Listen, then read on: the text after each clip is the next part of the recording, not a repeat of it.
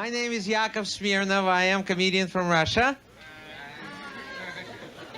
Thank you very much. I want to explain you what happened to that airplane.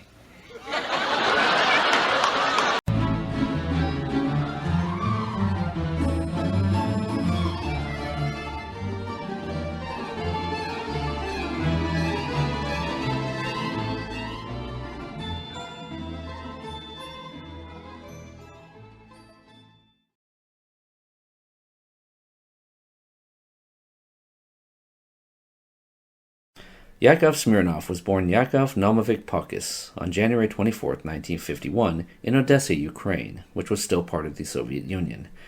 His family was Jewish, and they lived together with 8 other families in a small apartment building in Russia. He eventually became an art teacher in Odessa, and after 2 years in the military, he got a job on a cruise ship as their resident comedian. This is the first time that Yakov had had an opportunity to meet and talk with people from other countries. Particularly, he had many conversations with people from the United States. After hearing countless stories from Americans about life in America, Yakov was inspired, and he was then determined to leave the Soviet Union and immigrate to the U.S. It took a couple of years, but he finally came to the States with his parents in 1977, settling down in New York to begin with. According to Smirnoff, the manner in which he came was quite interesting, as in the 70s, the Soviets were experiencing a widespread shortfall of their crops. In an effort to tame tensions between America and the USSR at the time, a deal was struck between the two countries' governments, whereby the Soviets could buy hundreds of millions of dollars of grain on credit, with the U.S. subsidizing the cost. During this time, the Soviet government was allowing some of its citizens to immigrate to the U.S., if they so desired, and this is how Yakov and his parents were allowed to leave Russia.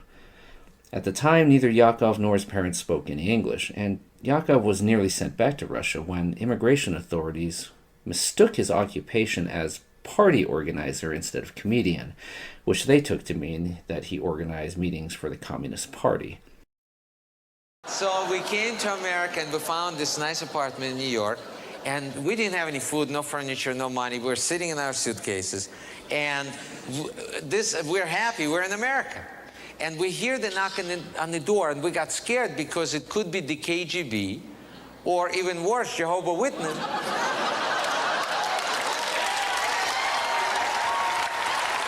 Yeah, we knew about those guys in Russia. Yakov eventually taught himself English well enough to get jobs working as busboys and bartenders. Yakov's true passion, though, was comedy. He began performing stand-up in the late 70s, choosing to change his last name to Smirnoff, as this was a recognizable name to Americans because of the popular vodka brand. It also served as a sort of built-in joke for him to warm up the audience. I got to New York. New York was great. I walked out of the airplane. I saw my name written, big letters, Smirnoff. America loves Smirnoff. I said to myself, what a country. Around this time, he traveled to Los Angeles to perform at an open mic night at the Comedy Store. It went well, and Yakov eventually decided to move to Los Angeles full-time in the early 80s, where he first roomed with other aspiring comedians, Andrew Dice Clay and Thomas Wilson. His first breaks came in 1984, where he appeared in Rodney Dangerfield's Young Comedians special. Around this time, he also landed a small role in the movie Moscow on the Hudson, starring Robin Williams. He also appeared several times after this in the TV series Night Court as Russian immigrant Yakov Korolenko.